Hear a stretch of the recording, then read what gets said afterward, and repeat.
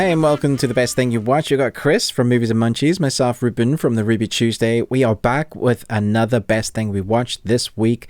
We're going to be doing news and entertainment in our audio section. And news and entertainment. What entertainment are we doing in our audio section that people can see, Chris?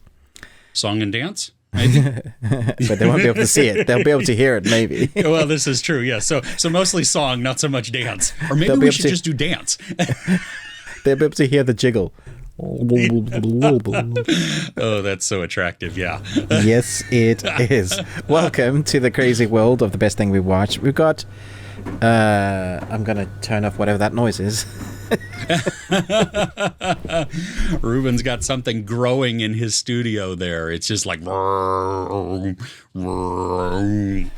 yeah, you know, it's good audio, but hey, there we go.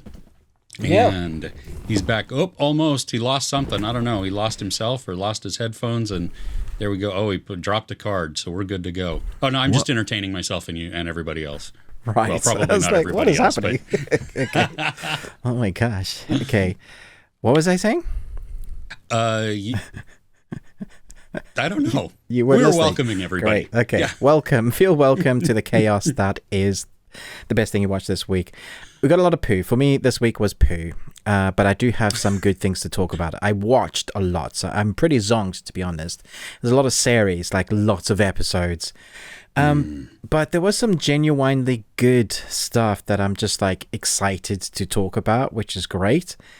Why don't you kick us off, because I know you struggled a bit this week. Well, yeah, I did. And you know what? I mean, just to tease something, too, we both watched a horror movie for the very first time. Oh, yeah, that was awesome. So, that was great yeah, to kind of do something for new. Last week we had movie quizzes, but there was a bit of a mishap. Yeah. Well, I say mishap, but okay, so someone did win the competition. And I say competition. We do weekly movie quizzes. You have to answer 3 questions. You get the 3 right. We shout out your name. And we said last week there was nobody. On my channel, however, there was somebody, Rob Vespa, who had painstakingly answered, but like in cryptic paragraphs for the 3 different answers. So 3 different paragraph answers that I had to somehow work out. To him, it was obvious. To me, it was like reading hieroglyphics. So well done, Rob. Next time, just give us the answers, mate, and then we'll give you a shout out, because honestly, my brain was like, what? Oh, very creative way to give an answer. Love it. Absolutely, yeah.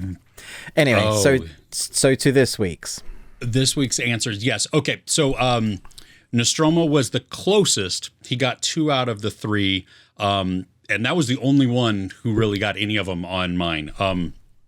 So there was Rush Hour, which I've never seen, so I didn't even know that. Yeah, I know, right? I know. What do you mean you haven't seen Rush Hour? I haven't seen it. I just What? haven't seen it. It's Jackie Chan. Or 2 or 3 or 4 or 6 or 12 or however There's many only of them 3, are. thank goodness. But Okay. yeah. Well, I've never seen it. Never seen any of them. So I'll have to remedy that. I understand. The second movie, I have seen a lot, but I still didn't get it, and that was Pitch Perfect. So I was sure you were going to get that one. No. Okay. And then had you said, "What up, nerds?"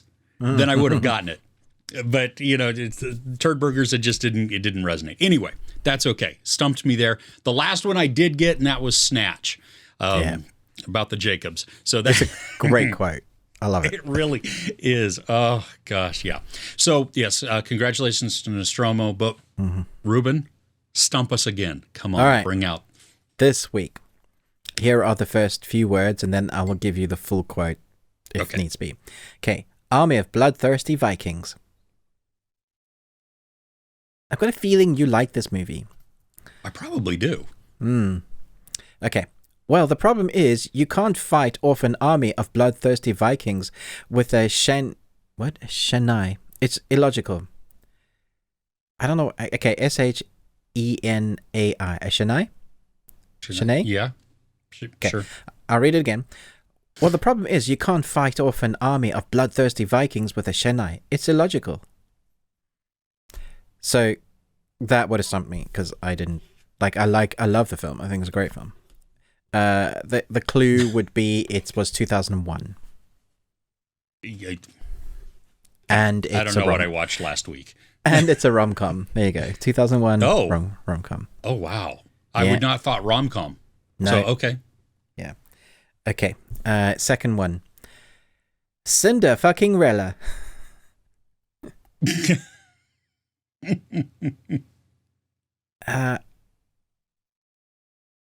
It could be Fuking. Cinder fucking Rella. But if the memory server think they've missed the G and have the apostrophe Rella. Oh, so Cinder fucking Rella. Like fucking Rella. Cinder fucking Rella. Okay, here's the full quote.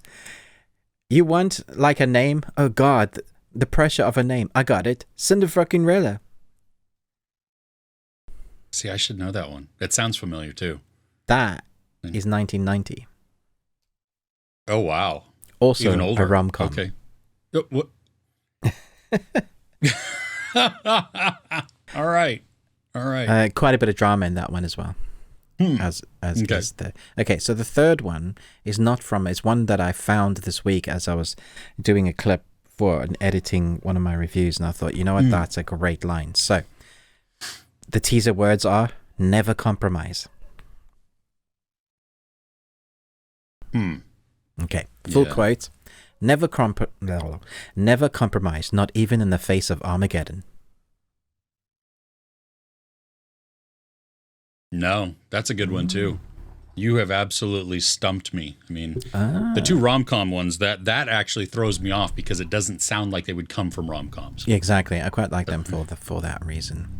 Yeah, nice. Cool. So let us know, and we'll shout out the first person and maybe the best answers. Please don't give us paragraphs, because. But Chris, do you have short answers to the time? Yeah, exactly. Because do you have a question for us today? I do. Okay, so Ruben, if you were a fashion icon and whatever you wore would become a fashion trend, what fashion trends would you want to start? If I was a fashion icon. So basically, whatever I wear, people would have to wear. They would it would catch on and people would be like, oh my gosh, I have to wear that. Yeah. Amazing. I hope your mind goes where mine went. I don't know. Probably not. I was just thinking of all the things I'd like to twist on its head that people consider, like men wear blue and women wear pink, and then there's men wearing pink and men wearing dresses like kilts for the Scottish. There you just go. Have that completely. Wear pants on the outside. Everybody wears superhero costumes all the time. That's just normal. Yeah.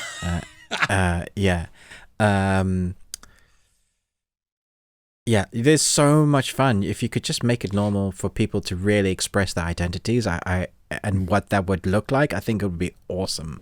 Because I think a lot of people have a lot of creativity, but they're just scared of how to show it. Some people are not, and you see them on. I mean, the tubes like in London are the best way just to see people's different, because it's so multicultural. You get to experience people's different clothing, what they wear, how they wear it, or what they don't wear on some That's like San Francisco. Some instances. Absolutely. I think I'd bring back Crocs, because I was always teased for having a pair of Crocs, and then I would wear socks with Crocs to double down on the really farmer brown sort of. I want to be comfortable and be okay with how I look in that. Yeah. Okay. All right. What would you do? Well, mine, it's kind of similar to yours. I mean, I was just thinking, I didn't have anything specific in mind other than what could I do that would be ridiculous, that would just, I mean, think of like, what is it, the Capitol in the Hunger Games?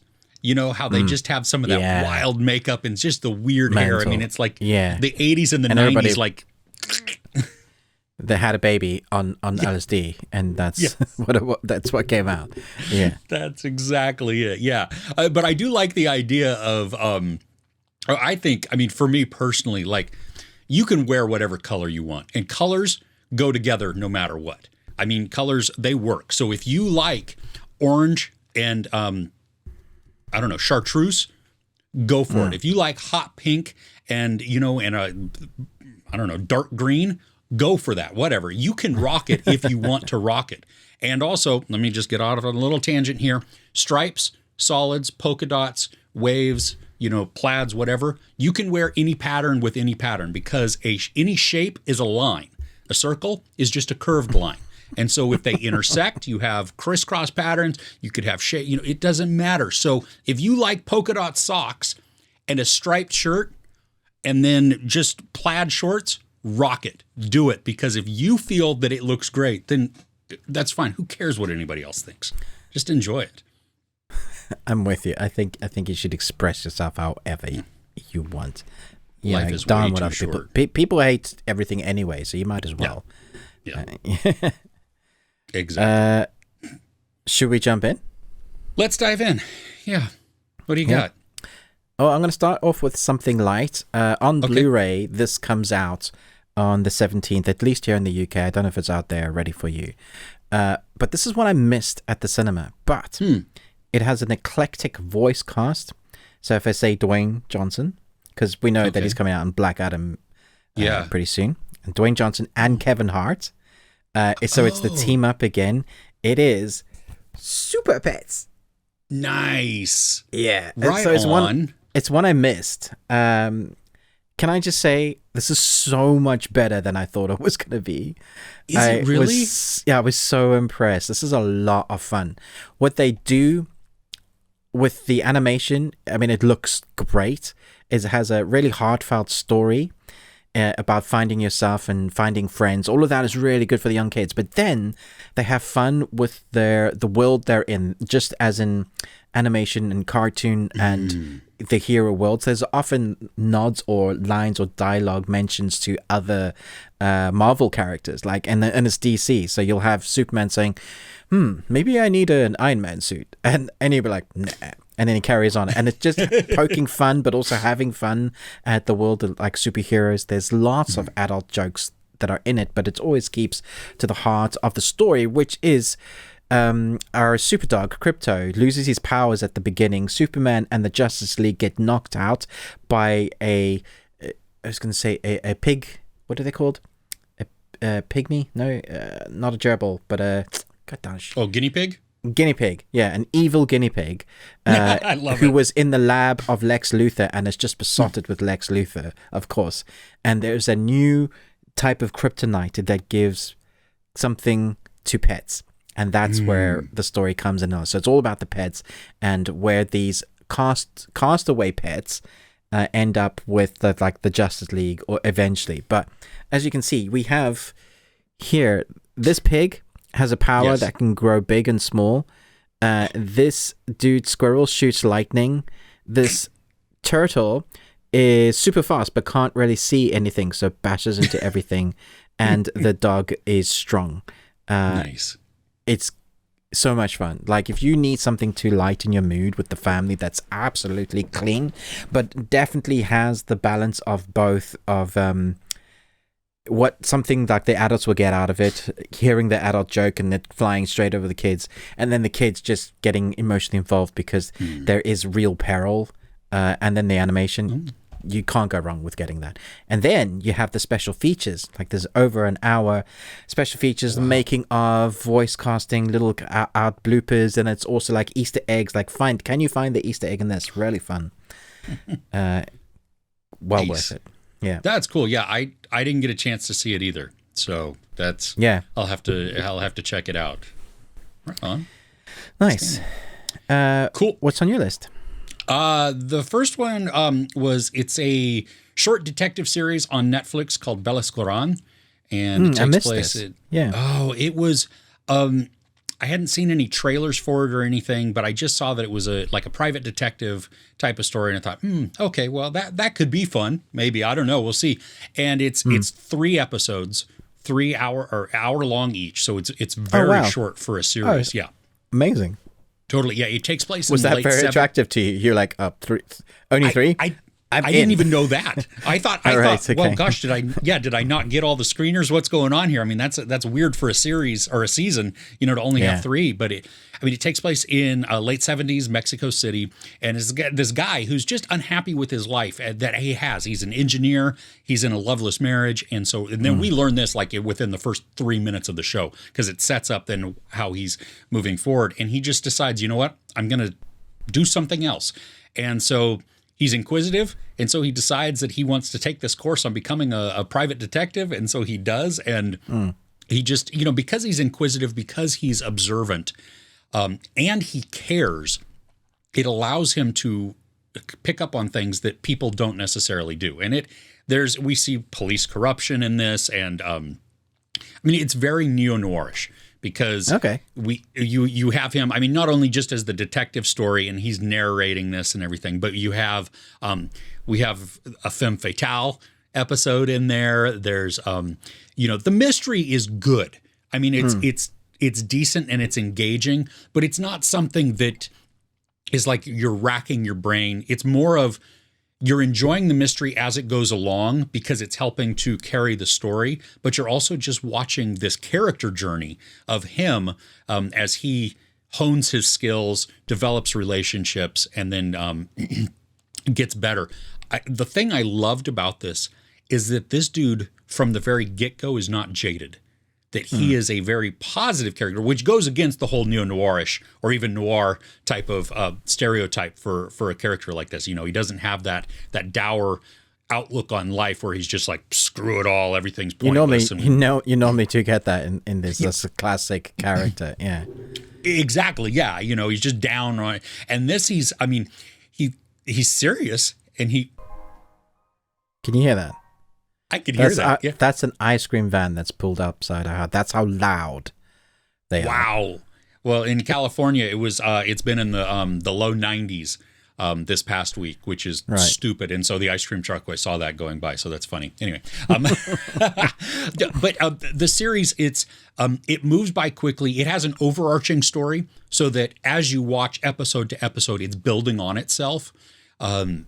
There's increasing action that goes in there, and violence too, which I was surprised. Even though there are like murders in this, the level of violence that's shown gets more extreme, I guess. Not gory and gross, but you see blood and stuff as it goes along. So it progressively gets more intense. You definitely feel peril for the characters.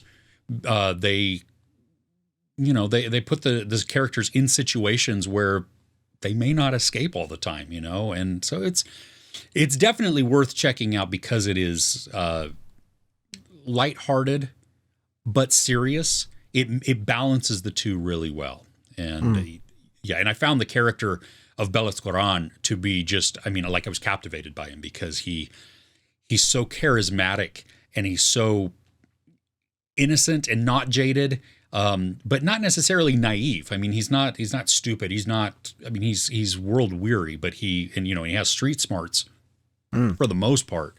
But yeah, it's a good one to check out. Sounds interesting, actually. Yeah. Yeah. I'm glad it's short. Like, if it's something that I need to add on for me personally on the list, like, short draws me in.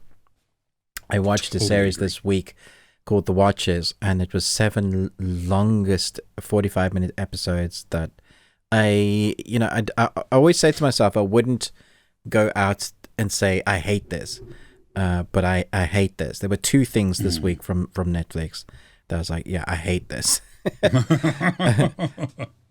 Talking about something,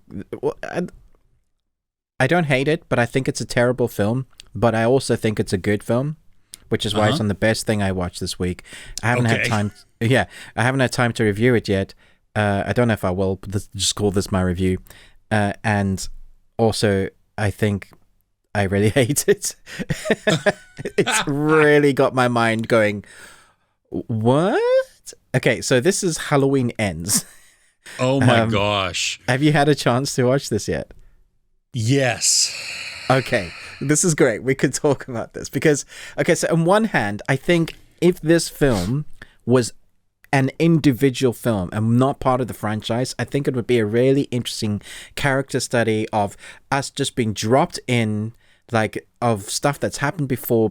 This town has experienced a serial killer, and so people are just scared of it. And so it spends most of the film of, like, just following this kid that basically is just berated and hated because of a mistake that happened, wasn't his. I was thinking, well, I hope Michael Myers does take out that kid because that kid's so annoying. You're literally the worst kid. Obviously, no spoilers. That didn't happen, so I'm not saying that. But as part of the franchise, my word, what we were given in the first Halloween film was our main protagonist, female, being built up as this badass, like Sigourney Weaver in Aliens, and everybody was so excited at the direction. I mean, seriously, it is not hard to do justice for this series, and I'm like, give me $100,000, I guarantee you I'll make a better movie than this, or I'll make a better movie than what fans actually want. Because all we want is Michael Myers killing a bunch of people in a town in a new and different, like, clever ways. That's all we want. Yeah. And then having our heroine survive by surviving, but also being badass. So had the film, this third part, being about Myers chasing her through the town in various creative ways, and on the way he kills people. Yep. That is all I wanted from this movie. That is what they sold me in the first part. And then the second part, they gave us nobody dies. The slogan still just, it irritates me in my soul. And then the third one, it started out like, oh, cool. Okay, they've gone a little bit cool, a little bit psychological. And then they're going to introduce, they're going to introduce Myers, right? An hour in, they're going to introduce Myers, right? And then in a tunnel somewhere, they're going to introduce Myers, right? And then when they do, I could hear the fans screaming, going, "This!" I know people have said this is going to be so divisive. I think anybody that actually loves this series, this franchise at all, will be so bewildered by the choices they made for Myers particularly, that my brain just is mush thinking about it. Like, how did you get from that point to that point and greenlight that and go, yeah, that's the story we want to tell? Are you serious? Sorry, I could go on. Tell me your thoughts, because it's obviously both. It's I like it as an individual story that's not part of the franchise. It could work like that, but I thought some of the concepts were wonderful.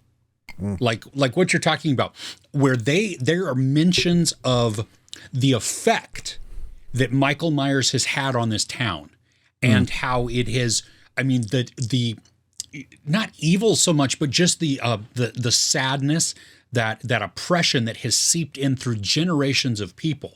You know, where there's a little bit of a narration going on, and we see bad things happening to people, and because of just they've lived in this, and it's like the curse of him or something like that. However you want to approach that, the idea that this town has been saddled with this plague of him for so long, and what that does to people's psyches, I really like that. Then you combine that with the story of a guy, the main character, or one of our main characters in this, Corey, who is dealing with the ramifications of an accident. Yeah. And, and how everybody sees him in this, and, some of the madness that comes from that. So I like that.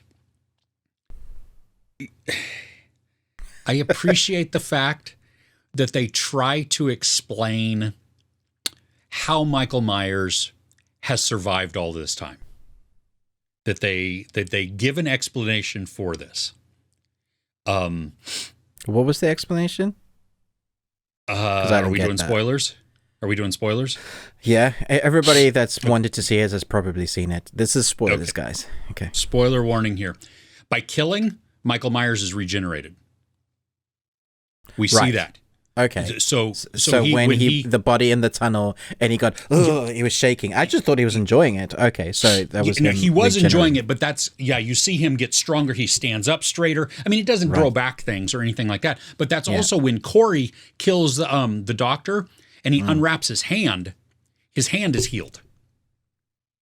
Oh, I didn't even catch that. Yeah. So I don't like the fact that it almost, like when Michael Myers is holding him, it like transfers that evilness to him. What was that? That was nonsense. Seriously. When it did that, I was like, oh, are you freaking kidding me? This is where we're going with this? Like, and I thought when he took the mask from Michael, that was Michael was done and it was just him, you know? Now, I could have gone with that almost. I could have gone with that too. And I could have, especially because when we see Michael in different situations, I would have loved for that to have been like some psychosis of Corey brought on, that it's really him now. He's put himself in this and he sees himself in this, you know, going through. I don't really know how that works, if that would actually work, but in my mind's eye, see where I thought it was going to go, and I thought it was going to be really clever, is that they built up this character in Corey, made us kind of like him for the relationship with the daughter. Yeah. And then he gets in this tunnel and we just see Michael brutally kill him. And Michael puts on the mask and out he goes. And it's like killing time. And I was like, had they done that, I was like, that was great, because nobody would have seen that, probably wouldn't have seen that coming. But it's actually would have been accurate. He's been alive this whole time, killing people, pulling people into the tunnel. Yes. Great. Did you notice who the homeless guy was outside the tunnel? No, I knew I should have known him, but who was that? Well, it's Nick Castle. The original Shape, because he's like, get the mask. I'm Michael Myers. I'm Michael Myers. Yeah, that makes sense. That great. It was so good. Yeah, that was like, I really appreciate it. I was like, okay, good job there. But yeah, no. See, I think had Michael Myers killed Corey and then gone on, dude, talk about. I mean, you kill your darlings, right? Yeah. This guy that we feel sorry for versus him just becoming another trope. 100 should have. And then we could have had the two women fighting him. It could have been a great badass through the town, like I said, him taking people out in vicious ways, because we didn't actually even get that many kills in this. There were a few, and some of them were vicious. They were brutal. Yeah. But it didn't feel like, oh, this is, because we spent an hour and a half almost building up to the kill, or an hour, and then it was just done. And I was like, okay, you've seen Hot Rod, right? Yeah. Okay. So towards the end, where they're doing the whole progression of this movie, of Halloween Ends, where they're doing the whole progression and you have people walking and the cars and everything, all I heard was from Hot Rod, where they're walking down the street and they're singing the song, and then the riot breaks. Oh, no.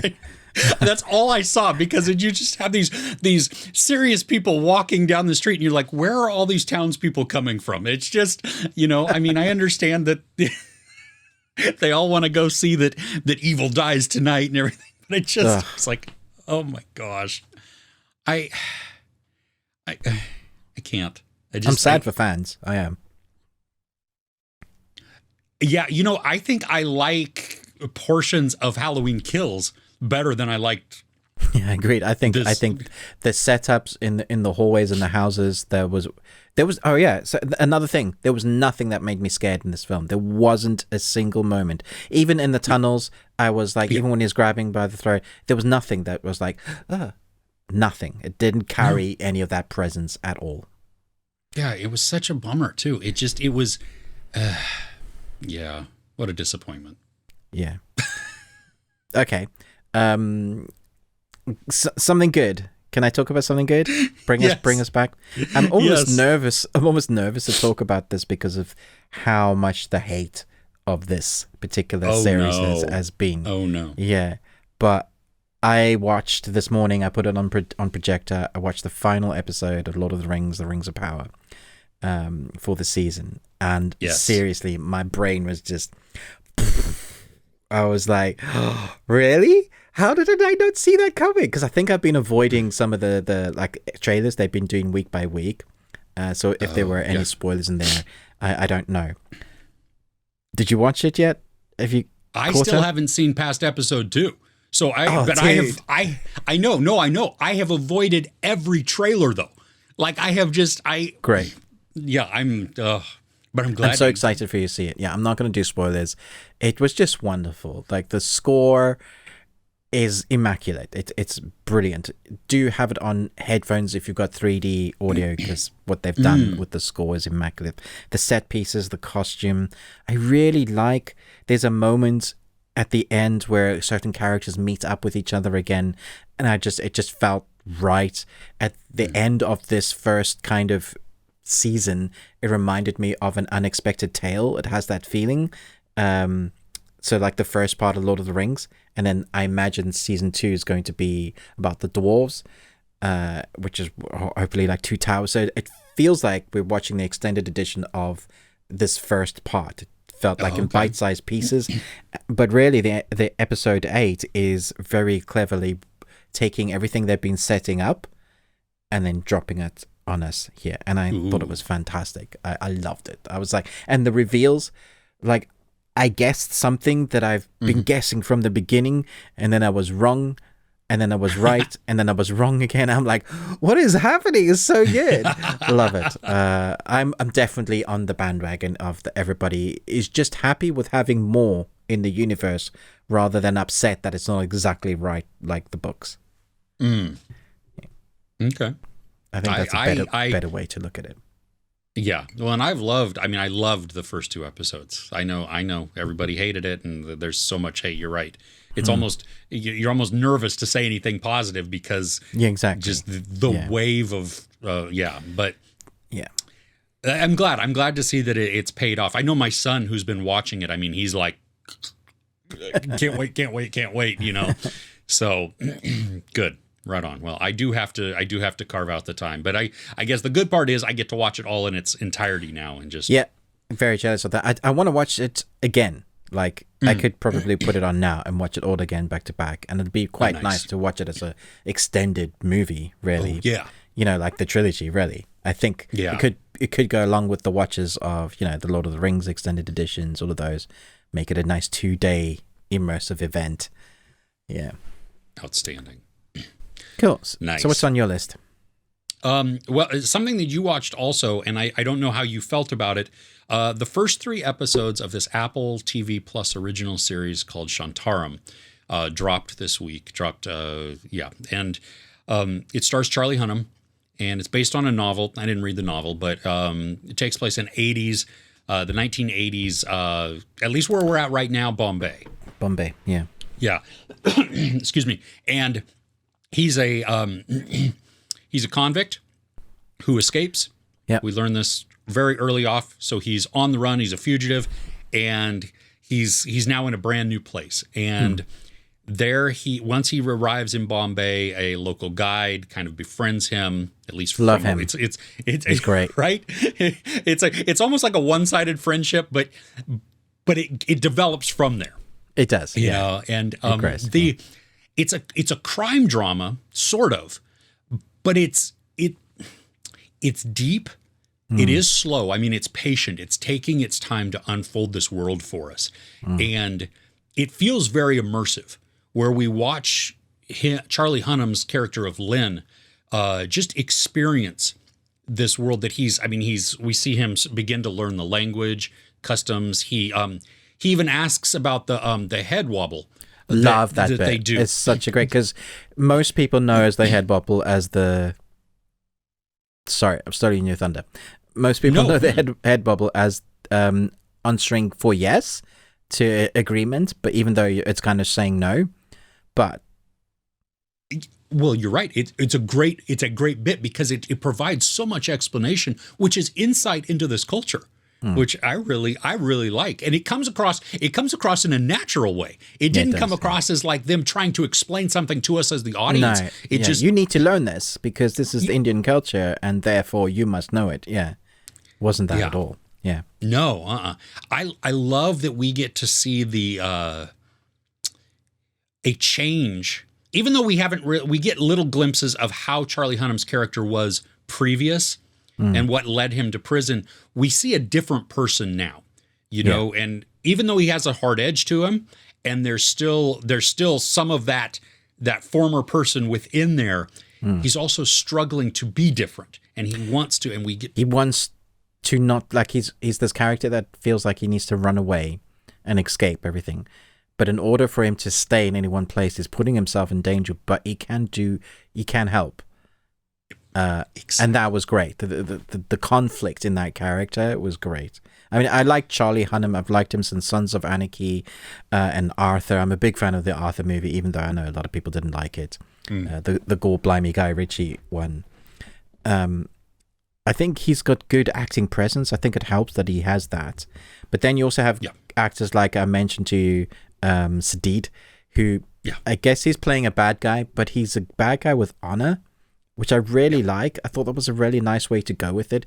I'm going to do these bad things, but if you don't bring honor into that, then I'll kill you. It's like, you best, do this the right. When you walk into a room, there are certain protocols you got to adhere to. Otherwise, I'm not standing for that. It's great. You want to be his friend, but you're scared of him. He's quietly menacing. Like he has a presence to him where you're like, "Ugh." And you see that even with Charlie Hunnam. I mean, it's like, get in the car. I know who you are. Why do you want me to get in the car? Why would I do that? And then exactly. But then the next line is, "I promise you won't be harmed tonight," and you immediately go, "Okay, I'm gonna be fine." I'm scared, but he's given me his word, and his word means something. But what stood out to me in that line was tonight. Did you? I mean, because when he said it, I was like, just tonight. Does that make me feel better or worse? I'm not exactly It's just basically sure. what you say to me tonight. Well, like it means whether you might not live in the future, just depending. Yeah. So this is, I mean, they're hour-long episodes, so it is a time investment. It's 12 total episodes. It goes through the middle of December. Yeah, so I mean, this around for a while. It is. It's a weekly event. I'm glad they dropped 3 episodes at once because I'm not sure the one episode by itself, or even really the first 2. The end of the second one was good. I mean, it was like it had. I was really hooked at that point because we see character decisions that have to be made. And I'm glad, though, that we get to see beyond that because that leads us now further into the story. Yeah. So, yeah, I'm not sure. I don't know about you, but I'm not sure I would watch week to week. I'd probably skip a week so I could watch 2 episodes together and then I'm probably going to do them in 3 episode chunks because there's 12. Yeah, because that's the sort of bite size. It's enough of the story to be involved with the characters, rather like you say. Even though our episodes is long, but it does feel like week to week you forget what happens in between some of that stuff, especially as carry on. Oh, it's so a slower developing story. Exactly what I was going to say. Yeah. Okay. Cool. Jinx, double jinx. I'm a 2-year-old. Yes. So we had a bit of anime drop this week. Oh yeah. Which was all right. There was a Netflix anime called Exception, which it was okay. I liked it more than most. But at the beginning of the week, we had an episode of an anime called Bleach that has basically, we haven't had any new episodes since 2004. Oh my gosh. Yeah, and so the fans are like, the comments I see from people who how happy at what they've done with it as well. Bring it back. There's a bunch of mangas that they never adapted the storyline where they left it, and we always wanted more. So if you're a fan of Bleach, you're a lifelong fan of Bleach. Like there were 333 episodes or something, and then you know it back to front. I think I've seen it 2 or 3 times through. I'm on my way through another version. Every now and again, it's just like my happy place. I'll stick on a couple of episodes. This brings back the original voice actors, those that are around still.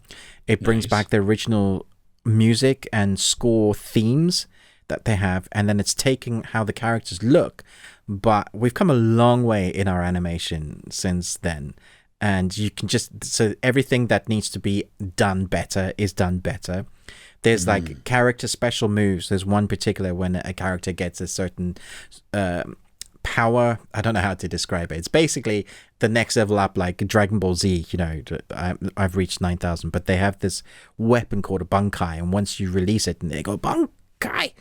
Everybody was waiting to see what that looked like on screen, how they would showcase it, and it was beautifully done. And the sort of thing that if you're a huge fan, you'll get shivers on the back of your neck, and you'll be like, oh, "That's so awesome!" That was great. Like, it was only one episode. The crazy thing is, Hulu have bought it. They don't normally do like original anime, but it's on there.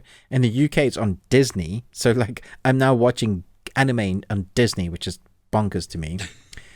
But we also had another crazy anime drop, the first episode this week, and I guarantee you, if you can't handle gore or weirdness, don't watch this. But if you love weirdness and strangeness, and you want something that is out there, I guarantee you're going to be smiling the whole way through this. Again, it's just the first episode that dropped. It's called Chainsaw Man, which is adapted from a manga. The Chainsaw Man is a Japanese manga series written and illustrated by Tatsuko Fujimoto, and the first part was serialized by Shizoshu Shonen Mangas.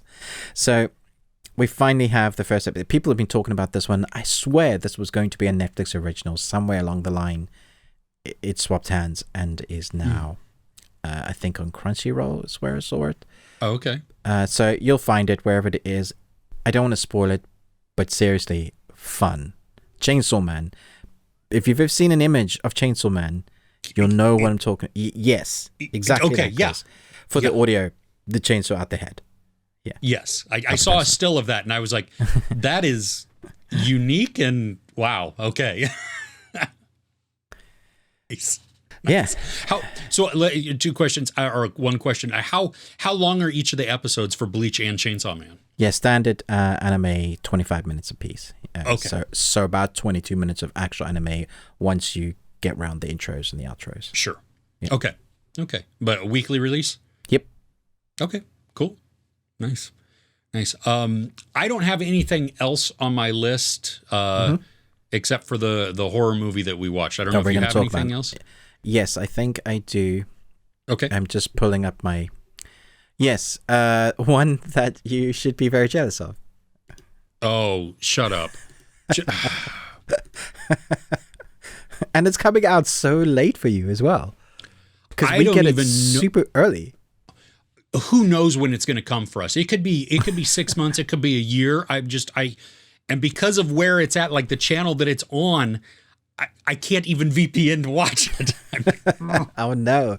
Oh, that sucks. Yeah, I was going to say, get your VPNs out. Yeah, obviously Gangs of London season 2 episode 1 comes out this week Friday. I have seen the first episode, and all I can say is it's back, baby. Oh my gosh. Oh. There literally was a moment, if you know Gareth Evans and his gory, amazing close combat fighting style. Yeah. But there's a moment where someone is dying horribly, and I'm like, no.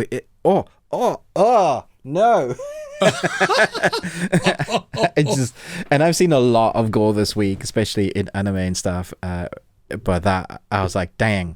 There's a lot of politics that goes on in this episode. It's the gangs been organizing themselves. It's been a year since then, so gang politics. And it's all about the people that were in control. So we got a little bit of hinting at what happened at the end of season 1. Some of the main characters were taken off, and we don't know what's happening with those families. This is positioning itself to show us what's happened to those families, who's in charge now, and the people that like the round table from John Wick. It's basically those guys, the insurers, is that what they call them? What do they call them? The investors. Okay, so the investors that are in charge. And our main guy is basically being blackmailed because of his father. He was that undercover cop. He's the guy that we've seen going around fighting, but now he's basically working for the bad guys. That's all in the trailer.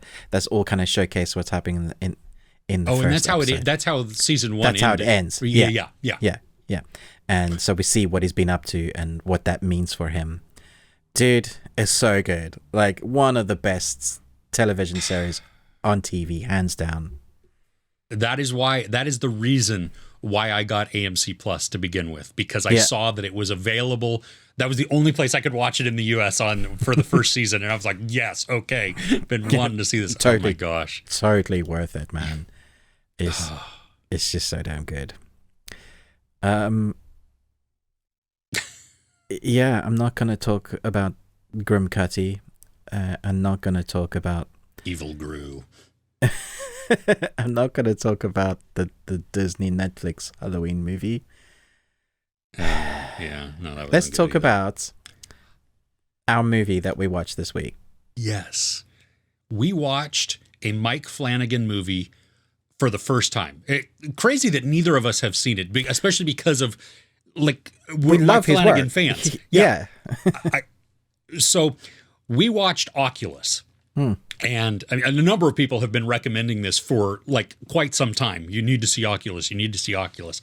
And basic premise, it's told in two timelines, present day and flashbacks, where a mirror is in this family home when they move into this. They buy it, place it in their new home, and then bad things start to happen in that house, leading to a huge family tragedy.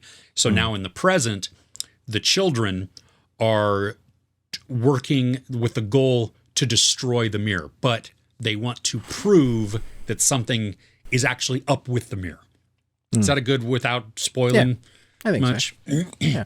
So it stars Karen Gillan. She's our main protagonist. Yeah, she's great. Tell me what knowing that while you love Mike Flanagan, you are not massive into horror movies. I didn't actually find this that scary, to be honest. Really? We did, yeah. We put the light on in our house in the room we were watching it for the first half, and then I was like, I'm not feeling the scare, so I'm gonna chuck this off, and that helped definitely. Yep. Like watching it in the dark added the atmosphere. I think more I was invested with the characters being traumatized and wanting them to escape the horror that they found themselves in. And just like you feel so bad for these kids, especially with the film going backwards into the flashback of the story, this event of the stuff that happened to them. It also doesn't do jump scares. What it does do is just the reflections, the corner of the eye, the pan. And that is all great atmosphere building. You're like, oh... I do think it lost me a little bit when they started showing the things too much. Then I was like, the physical things. However, when somebody walks out of a room and they come back in and things have moved, that was creepy. Like for me, I was like, oh, damn. The ending, I understand. Yeah. I don't like it. Well, yeah, agreed. This is not a happy ending movie. It is, yeah. And it's very sad. Yeah. I mean, really, it's terrible. It's way worse than I knew it wasn't going to be happy, but I thought there might be some sort of conclusion to a certain thing with the family without going into spoilers. But I was like, no, that is awful. Well done, Mike. Thanks for that, yeah. Mr. Flanagan. Yeah. The thing that blew me away in this was the editing. Because as the movie reaches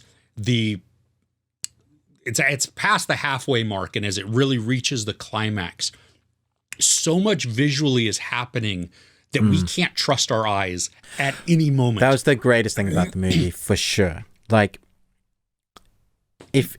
So the horror is not really what's going on. It's more that you don't know what's going on. You think you know what's going on. If something can mess with your mind, and so you can't trust, for example, that I'm actually drinking what I am drinking. If it perhaps is bleach, I could be, then you can't do anything. If you can't even know where you're walking 5 steps left or 5 steps right, because then you're just tense the whole time. You're like, is that person actually outside or are they inside? Have I just decapitated that person or disemboweled that person? I'm just giving examples of things that could happen. You wouldn't know. Am I eating a piece of pizza or dog poop? Yeah. Am I even where I think I am? Right. It's mental. It's a great concept. It's really, really interesting.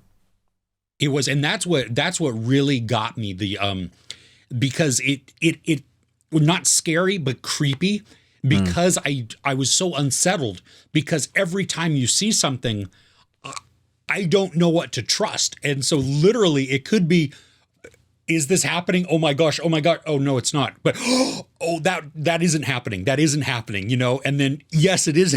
Just every single time I didn't know what to expect and what to trust. And that's what really, like, it kept putting me on the edge of my seat, kept me more invested, and really terrified, or at least concerned for our characters. Yeah. Because if I can't tell, and we know they can't tell, it's got to be, frustrating, maddening, and I don't know. Yeah, Did you guess, though? I was annoyed that I guessed. There's a thing in a house, a contraption, and I said to myself, that's going to be the thing that kills that person. I knew it immediately. Yeah, that is an obvious setup, I think. It still didn't take away from the action. No. And it was still... I was still willing it not to happen. Oh, totally. Well, and part of it was unexpected, too, because it's not what I thought it was going to be. I thought there was going to be the other... Yeah. The one cool thing that... and I've seen this before, but I had no context for it, was the mirror is called Lasser glass. And we get the whole history on it and everything. So it makes sense within the movie. But Flanagan then places this in all of his future works. What? Yeah. I didn't know that. What? In some way, shape, or form. Like in Gerald's game, it's turned on its side, I believe, and it's like the headboard of the bed or something like that. No, I hate that. Yeah, that's so creepy. In the basement at in just this recent Midnight Club, there's a scene where you can see it in the background. I think I remember seeing it there. Now that you've mentioned it, it makes sense. I bet it's in Bly Manor and the haunting. Oh, probably is. Yeah. Yeah. Damn. So it's that evil thing that's just been wreaking havoc everywhere. Yeah, well, and I think he also just puts it in as like his Easter egg type of thing. You know what I mean? Like you have, what's his name? Hitchcock.